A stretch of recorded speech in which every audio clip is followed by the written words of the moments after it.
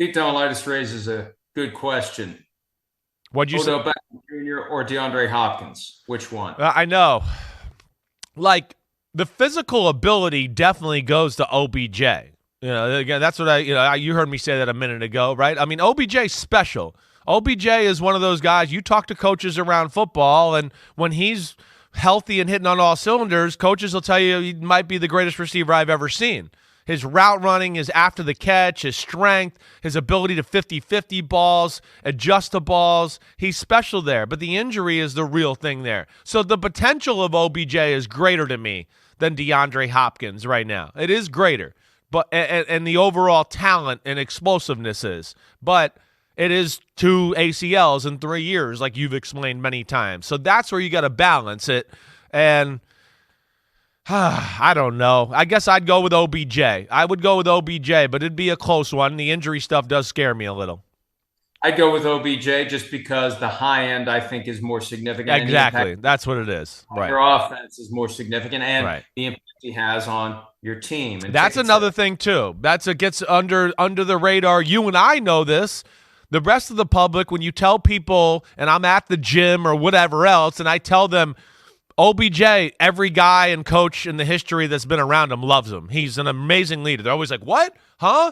And I was like, yeah. He had his little thing, when he talked to Josina Anderson and said that stuff about Eli. And then, the New York fan base got mad at him for that. But you can't find ex-players in the Giants locker room or the Browns locker room or the Rams locker room that don't love Odell Beckham Jr. He's got a leadership factor that I think you were trying to allude to too, which was part of the reason they probably paid him a little more money, because they were going, he's the type of guy that could, reel in Lamar here a little bit and get, some good mojo going for us. And I think that was probably part of their plan as well.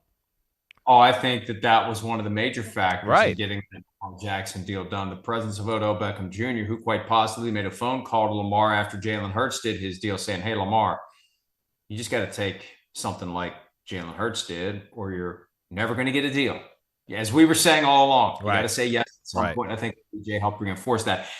And I know we're in the slow time of the calendar, but I'll see on social media some of the questions that get posed. And I actually saw someone pose the question of whether or not DeAndre Hopkins is a Hall of Famer. Folks, let's not go down that path. He's 36th all time on the receiving yardage list, 36th.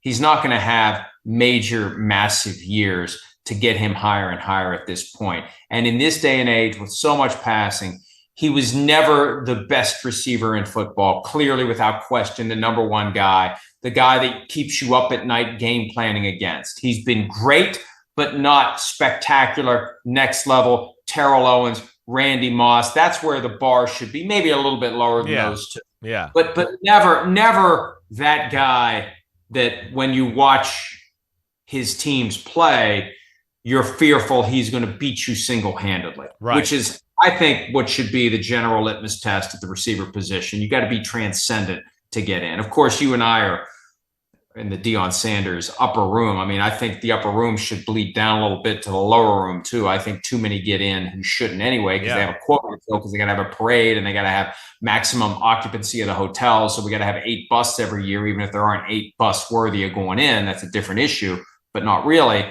DeAndre Hopkins, I don't think, makes it even under that relaxed standard, unless we see one hell of a third act wherever he lands, Kansas City, Buffalo, or maybe Cleveland. Yeah, I think you said it right. I would agree with you there. He's not a Hall of Famer. He's an NFL legend, like I said. That's what he is. And yeah, with the stats of and the rate of receivers and quarterbacks throwing the ball right now, yeah, it's just not that impressive numbers. I mean, he's really damn good.